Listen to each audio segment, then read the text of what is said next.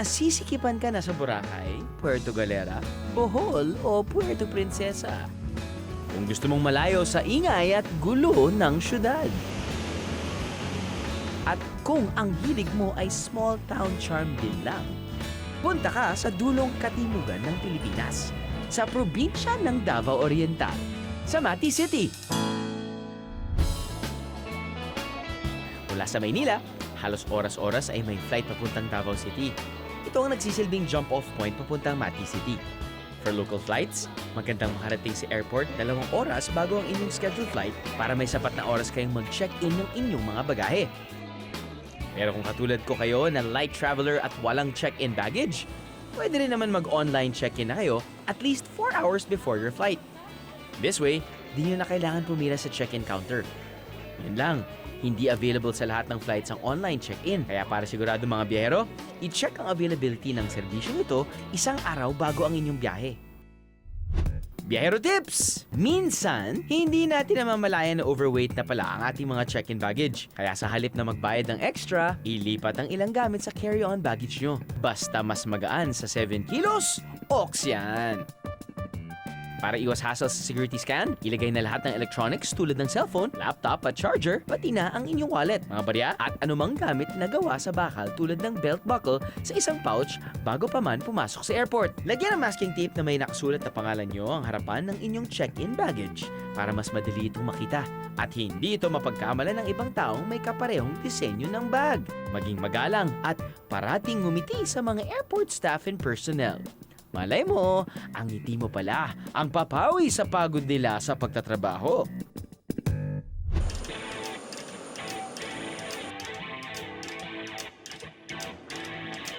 Isa't kalahating oras lang, welcome to Davao City na mga biyahero. Mula Davao City, 3 hanggang 4 na oras pa ang land trip papuntang Mati City. Planuhin mabuti ang inyong biyahe at magbaon ng konting snacks para hindi magutom.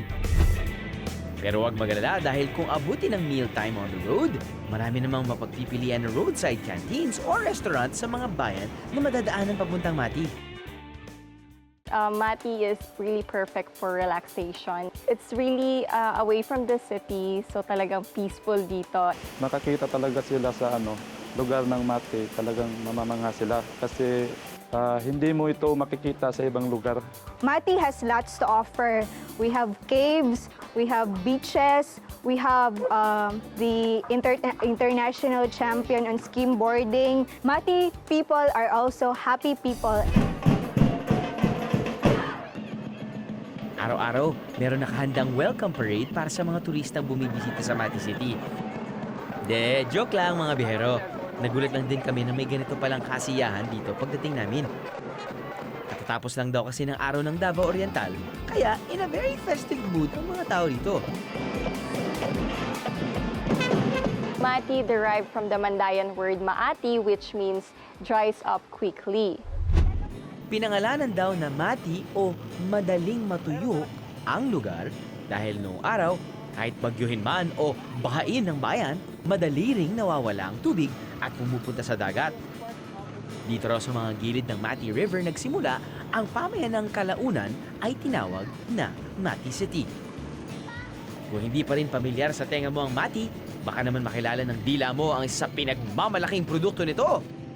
Dahil dito sa Mati, matatagpuan ang sinasabing pinakamatamis na suha o pomelo na binibenta sa Davao City, sa iba pang parte ng Pilipinas at maging sa buong mundo.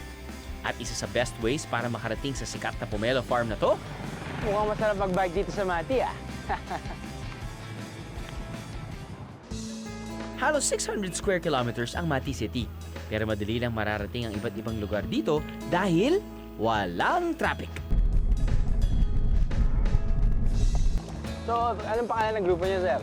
Yung pedals. Pedals! Anong sabihin ng pedals? Pedals, people environmentally dedicate active lifestyle. Conscious din kayo sa environment niyo. Okay. Marami bang trails dito, sir? Oo, Bukod marami. dito sa lugar na pinapag-biken natin. Marami. Yung iba hindi pa na-explore. Gaano kadalas po kayo nag-bisikleta? Kami sa tatay ko, umaga. So kasama mo tatay mo? Opo. Kasama Yung na nasa tatay likod- mo? Nasa likod Ang mo. galing! So malam mo tatay mo, matagal na nagbibisikleta. Yung galing siya ng abroad, Binigyan siya ng bike ng kuya ko, yung nagbabike na. Bike na rin siya. Biking in the countryside? Relaxing, hindi ba? Marami pa raw mga trails na kung saan pwede kang magbisikleta sa Mati. At kung may oras pa, pwedeng sundan ng isa sa mga bike trails hanggang makarating ka sa tinatawag nilang Sleeping Dinosaur.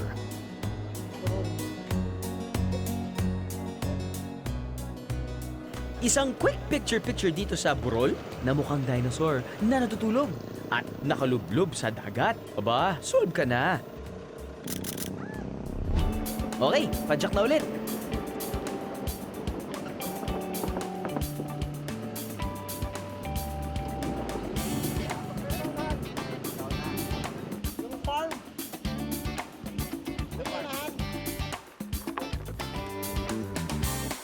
Salamat guys! Kita-kits na lang po. Those guys, mga mati-tino, mga mati-tikas, ang dami kong sinasabi.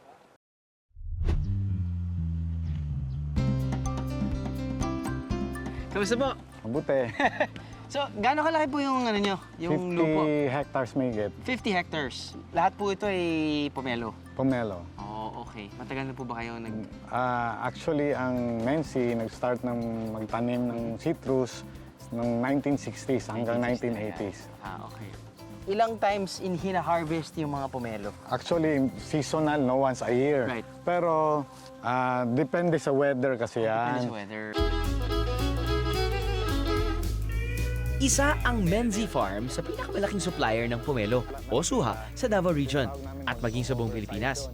Angat na angat daw ang kanilang pomelo sa iba dahil sa kakaibang tamis at manipis na balat na to.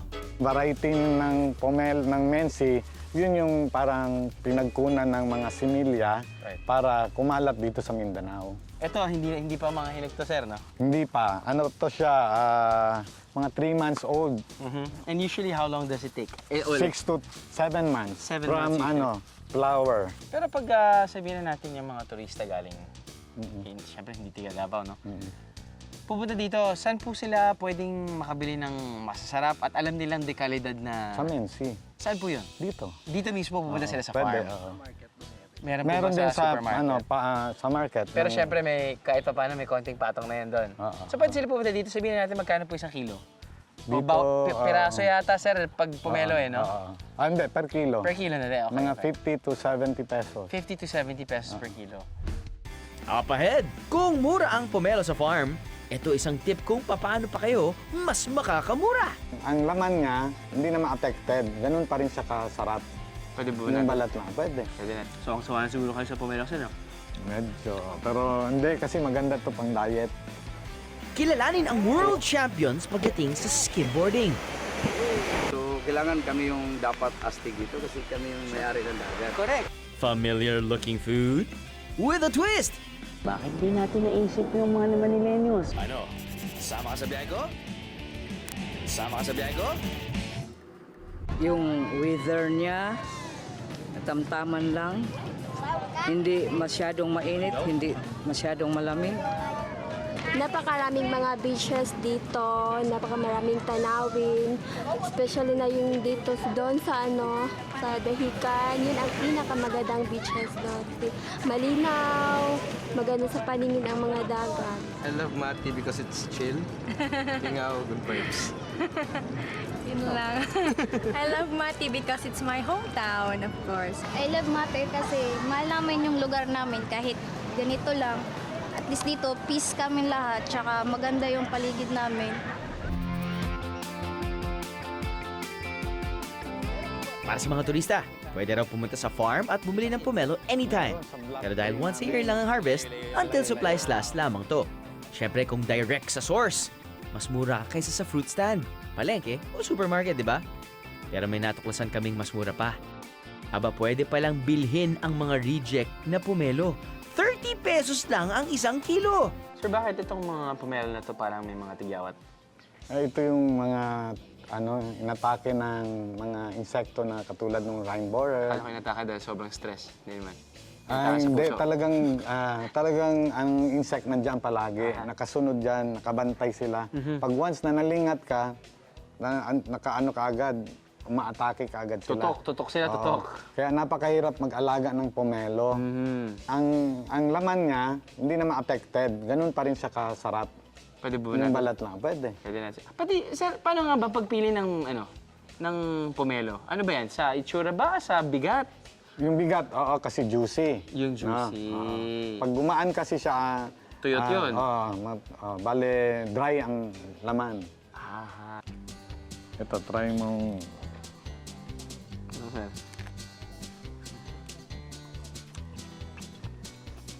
So na siguro kayo sa pomelo, sir, no?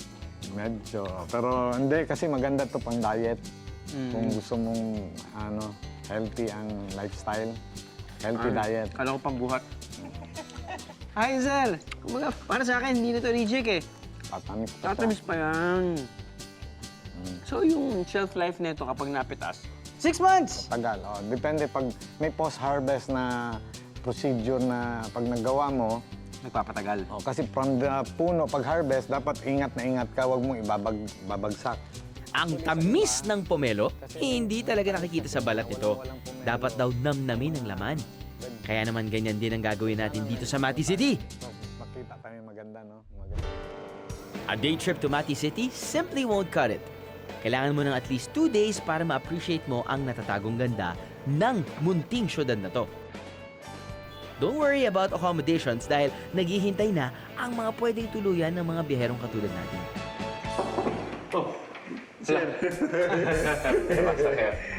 So, ito yung kwarto natin dito sa Mati City. Okay yung setup dahil pagpasok mo dun sa front desk, kaliwa mo na doon na agad.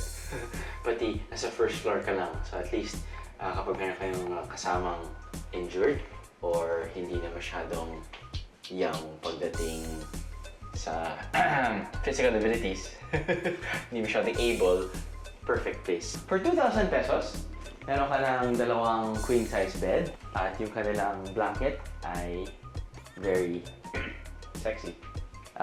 Meron silang TV. You have your cabinets. CR. Malinis. Actually, ito lang talaga hinahanap ko kapag papunta kami sa isang green siya.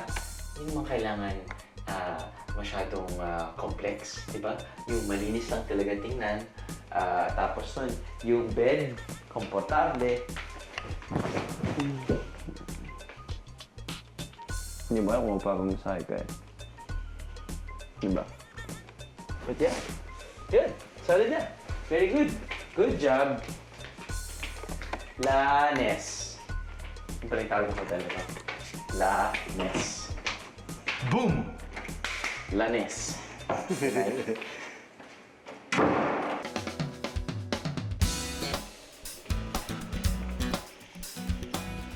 Siyempre, bilang isang coastal city, marami ring beach resort sa Mati. Kompleto rin at handa sila with their fresh seafood catch of the day.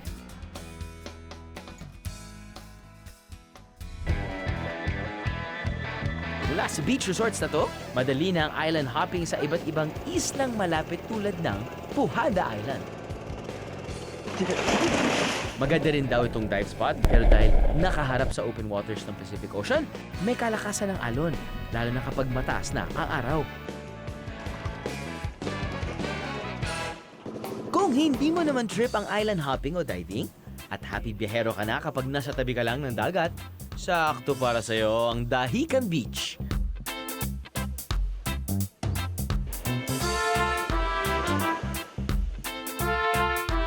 Sa ganda ng beachfront nito at sa kakaibang kulay at linaw ng tubig dito, gugustuhin mong maging isang beach bum at dito na manirahan.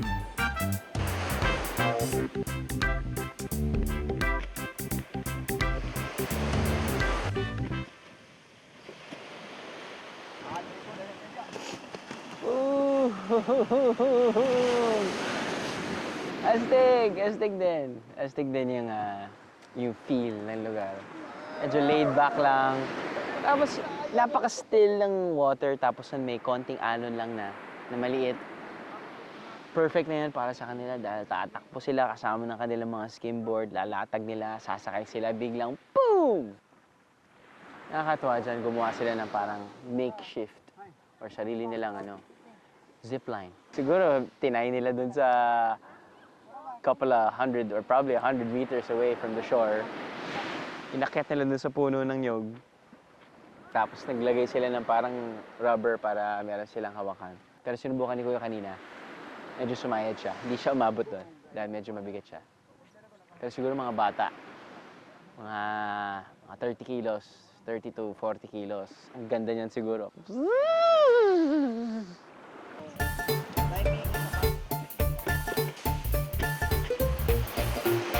Ang ganda ng tattoo mo ah. Ano yung tattoo na yan? Ha? Parang alam ko yung tattoo na yan ah. Ha? Nilagay mo na sa buwan. Ha?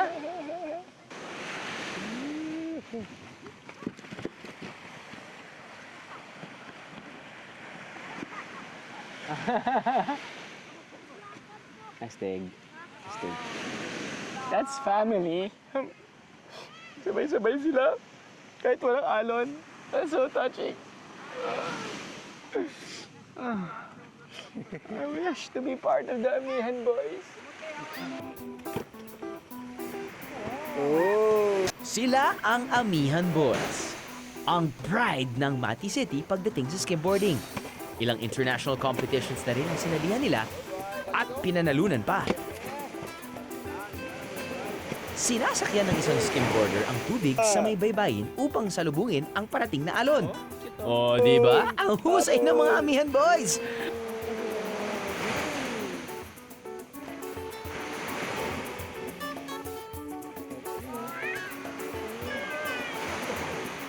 Parang madali lang skimboarding ah. Bakit po kayo tinawag na Amihan Boys? So yung Amihan Boys, kinuha namin dun sa malakas na wind kasi palagi kami nananalo. Lahat sa mga kompetisyon. So doon namin nakuha yung concept na, sige, gawin natin yung Amihan Boys para astig. Kasi yung hangin galing sa ano? Yeah, galing dito. Yan. Yan, silangan. Matagal na po ba kayo skimboarding? Parang Kayo matagal po ba nagsimula dito? Ako nagsimula. Ikaw nagsimula? Mga ilang taon na po? Pero mga 10 years na yan. 10 years na rin. So nung mga 15 years old ka noon? Hindi eh. Ano lang, mga 34. Doon na. 34. Pero ano po yung... Kumbaga, bakit po naisipin mag-skimboard? Kasi nakita namin sa mga nagpupunta dito, bakit marunong sila? Kami locals, hindi. So, mga foreigner, mga Taiwan. So, kailangan kami yung dapat astig dito kasi kami yung may-ari ng dagat. Correct. Ano ba yung pinakabata? Anong edad? Grade 1 yan. Grade 1? Grade 2. Mga ilan taon yun? 7 years old? 8? Wow. Pero yung pinakabata ngayon dito, sir? Yung pinakabata dito ngayon, si Longlong. Longlong? Ito. Si Anjot ba? Anjot? Itong dalawa. Sila. Pwede niyo ba ako turuan, sir? Pwede. Ha? Pwede.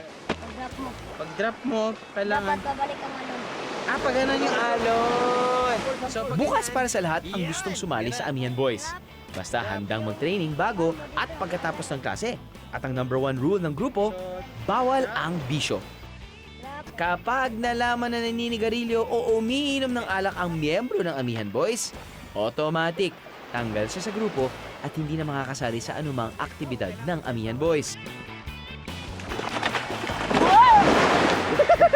Kung titingnan mabuti, hinuhubog ng grupong Amihan Boys hindi lang ang husay sa skimboarding, kundi pati na rin ang katauhan ng mga miyembro nila.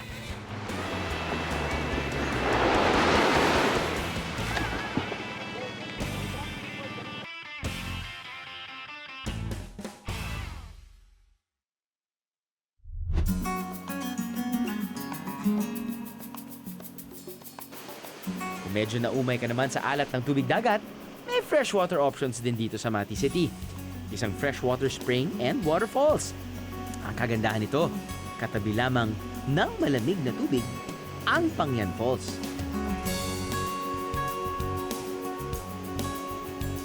Ang mainit na tubig ng mainit hot springs ng Lupon.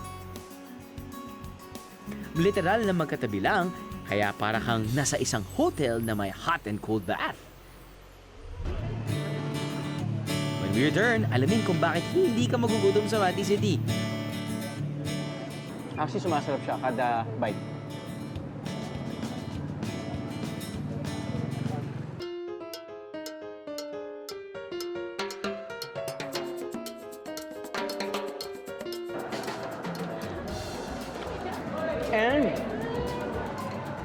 we have a winner kapag gusto nyo magkaroon ng diabetes.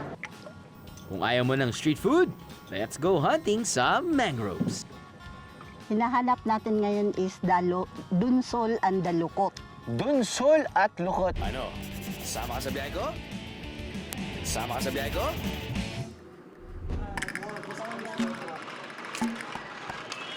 Para sa mga biherong medyo may edad na, o yung hindi masyadong mahilig umakyat, o lumangoy, o tumakbo, o magbike, isang perfect stop sa inyong Mati City itinerary ang Subangan Museum. Dito makikita ang ilan sa mga gamit ng mga unang nanirahan sa Mati at sa Davao Oriental, ang mga mandayan.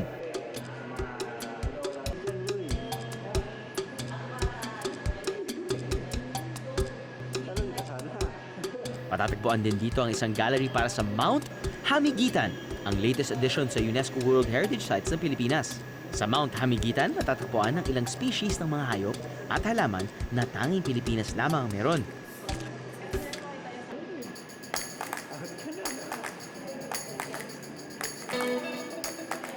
Pero ang star attraction ng museum, ang kumpletong skeleton ng isang sperm whale.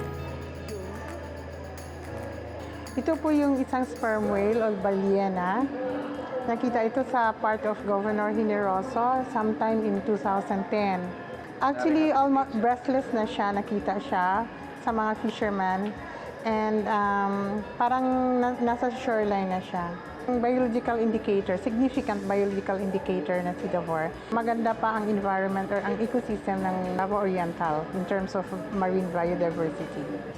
Ang Subangan Museum na yata ang isa sa pinakamagandang provincial museum na nabisita ng biyahe ni Drew Crew. Ibang klase.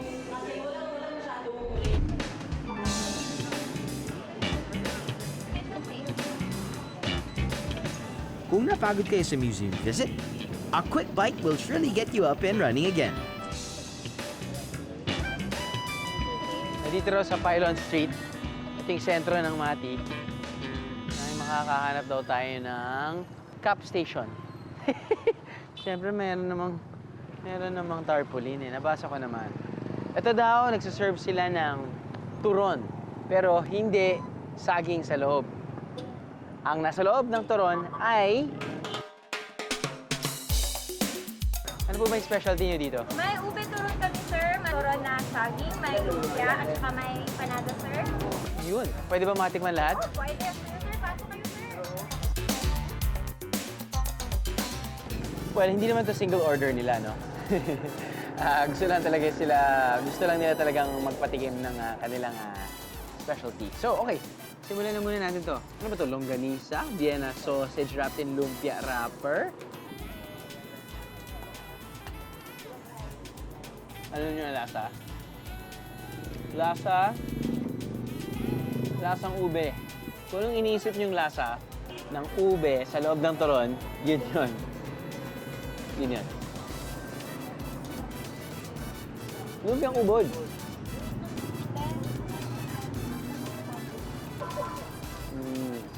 Actually, sumasarap siya kada bite.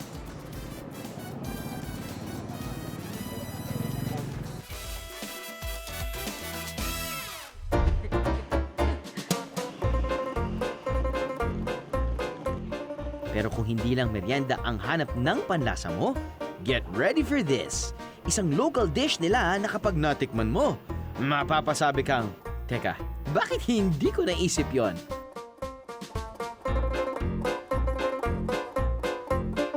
So mga biyero, our menu for today's lunch dito sa Lanes Kainan sa Mati City ay pom-poms.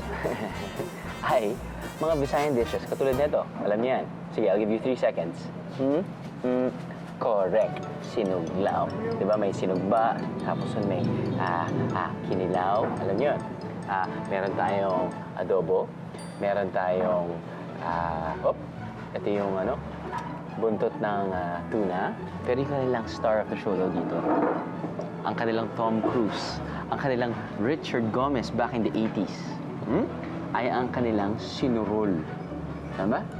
Sinurol. Think native chicken with coconut milk, tapos noon may papaya. So parang tinola na nilagyan ng coconut milk. Lalasahan natin yan mamaya. May pusit pala. Maganda yan pagkatapos kumiti. Okay. So, kanin mo na. Alright. Kanin. Thank you, Mong. Sentensyahin natin yung soup.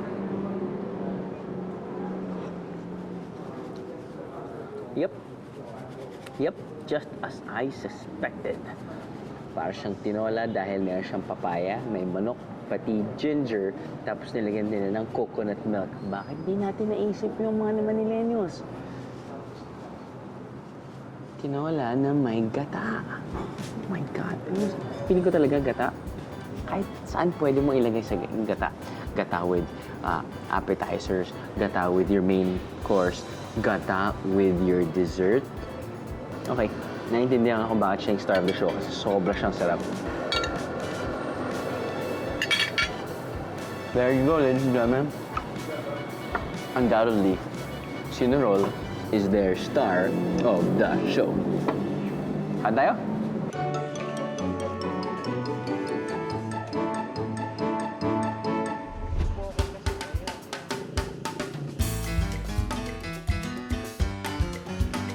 Talagang hindi maubusan ng masarap na kainan dito sa Mati.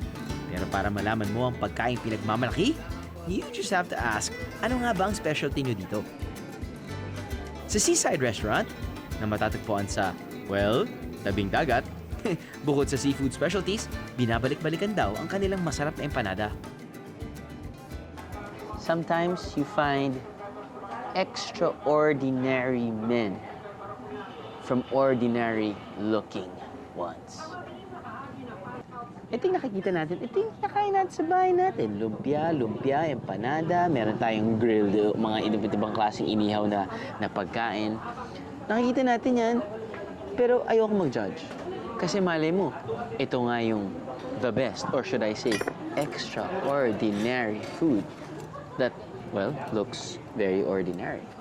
Right? Chink! Sabi ni Wolverine. In fairness, yung itsura niya, alam mo yung parang, wow, dark, barbecue, sarap sugon ng ano nito. There you go. There you go. There you go. Personality. Wow. Ang sarap ng pagka-barbecue. Kapag pinigit ko yung mata ko, parang feeling ko, kumakain ako ng ribeye steak sa isang mamahaling restaurant. I swear. No, really. Hindi ako nag-exaggerate.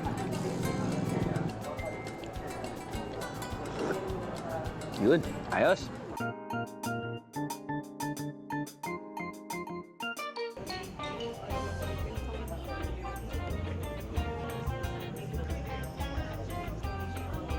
Kung tatakbo ako at magiging mayor ako, hindi ko natatawagin ito Mati. Gagawin kong Empanada City. Natangin ako, hindi kumain ng empanada. With egg white. There you go. Hindi siya pang ulam, but uwi natin to dahil pang merienda to, guys. Tinitikman ko lang for you. So, I think we can move on and share the food. At syempre, ang sweet ending para sa ating Mati food trip. Sabi ng mga tiga dito na, wala ka dalang pasulubong. Maganda siguro kapag dadaan ka dito sa may palengke at mag-uwi ka ng mga pasalubong katulad nito. Meron tayong espasol, meron tayong mga blanca, at meron tayong biko. Sige, espasol na muna. Subukan natin to. Uy, espasol na may queso.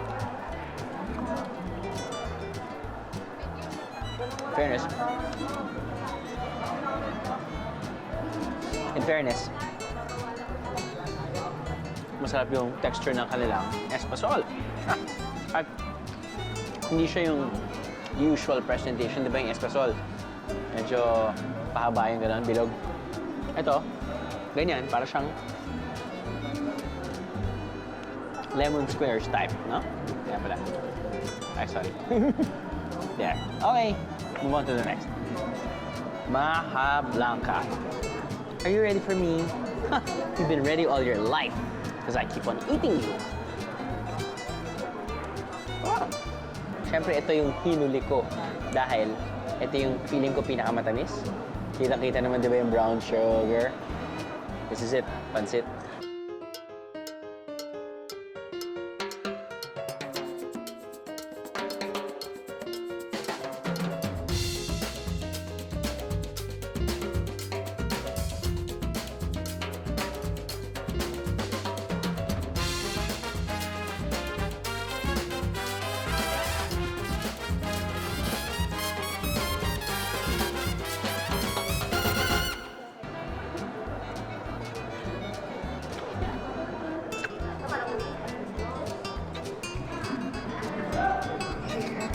And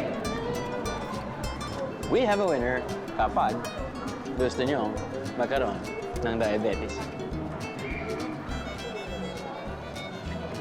Thin lang yung layer niya ng kanin. Medyo thick yung layer niya ng biko.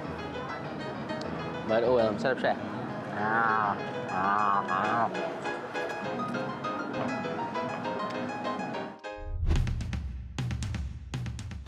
Bukod sa mga masarap na ulam at kakanin na inihahain dito sa Mati, kailangan din yung matikman ang lukot, isang delicacy na pwedeng kainin straight from the mangrove area. Okay, good morning mga bihero. Makakasama po natin ngayon si Miss Lea Jimenez. Siya po yung namamahala sa, I guess, conservation ng marine life dito sa area na to. Ito ay ang Pohana Bay. Pohada Bay. Pohada Bay. At ano po yung hinahanap natin ngayon? Ang hinahanap natin ngayon is dunsol and dalukot. Dunsol at lukot. Ano po yung mga to?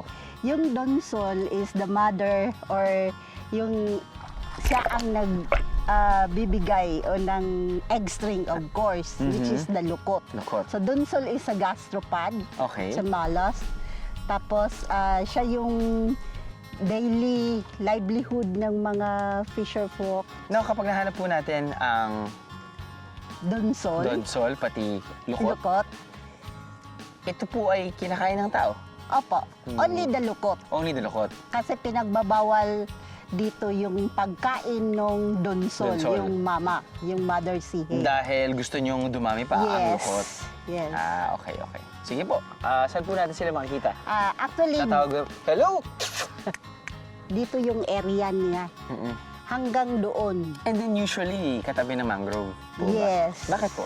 Kasi nga, habitat niya is more on the seagrass. Okay. So, yun, gusto niya ng calm water. So, usually they're found naka-cove. Kasi yung di sila masyado ng wavy. Okay, understand. So, kasi slow-moving sila din. Sige ma'am, ano bang Sige. mga itsura nila? Yung texture niya is more of yung sa sea cucumber. Sea cucumber, yun. Pero yung shape niya hindi elongated. It's a sort of spherical, parang ganito. Pag ganyan? Pag ganito.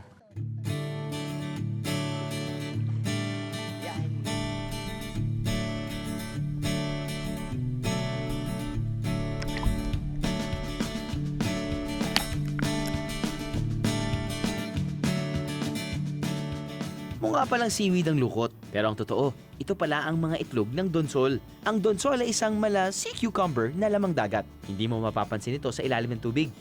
Pero kapag natapakan o nagalaw mo to, magbubugay ito ng violet o mamula-mulang tinta bilang pangdepensa nito. Hindi kinakain ng donsol, pero ang lukot pwedeng kainin ng plain lamang o haluan ng suka, luya at sibuyas para maging ensalada.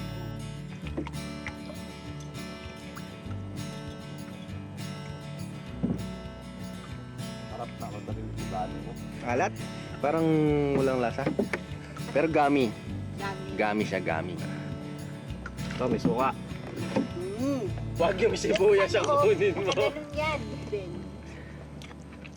Tabi ko kanina. Late ako eh. When we return, lipad tayo! Ano? Sama ka sa biyahe ko? Sama ka sa biyahe ko?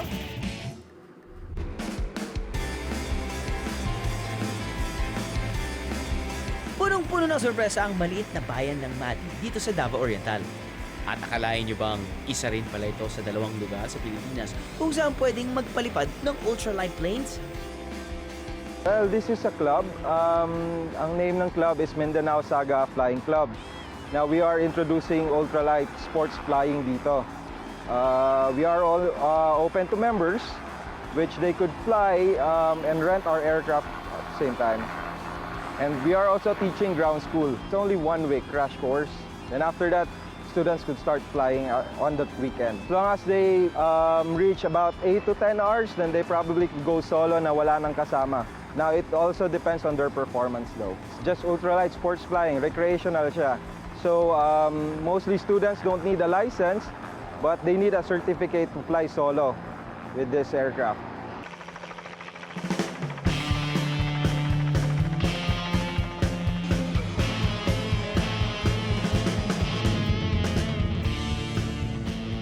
Ang ultralight plane ay isang uri ng sasakyan panghimpapawid na gawa sa mga gagaan na materyales. Classified ito bilang hobby plane kaya hindi mo kailangan ng lisensya para makapagpalipad ito. Pero syempre, kailangan mo ng training. Maaring mag-aral magpalipad ng ultralight dito kung member ka. Pero kung turista ka at gusto mo lang itong subukan, may 1-day membership naman silang ino-offer. Ang isang 15-minute plane ride, makakarating ka na sa ilang sikat na destinasyon sa Mati City tulad ng Sleeping Dinosaur at Dahican Beach. At kung gabihin ka sa pagpapalipad ng mga eroplano dito, huwag mag-alala dahil may matutulugan din sa loob ng airfield.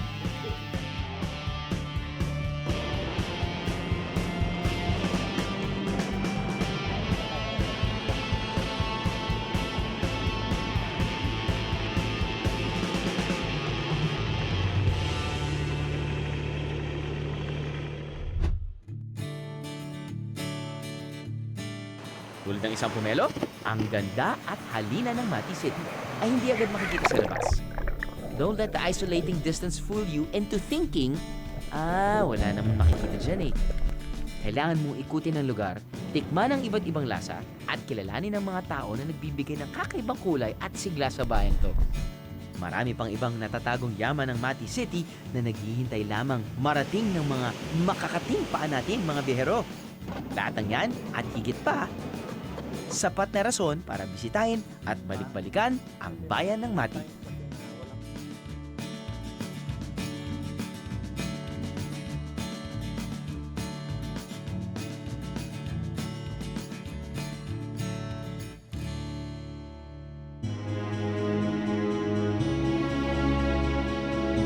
I guess this is the best time to say it. Hashtag you love my job.